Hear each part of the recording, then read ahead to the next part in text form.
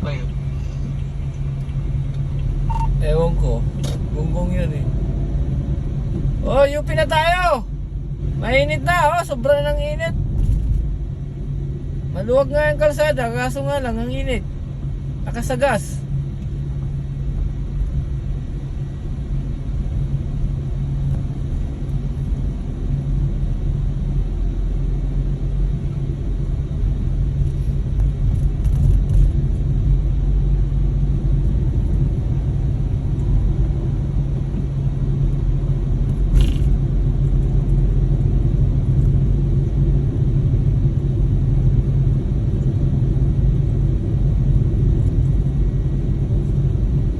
Update ko pala kayo sa traffic ha.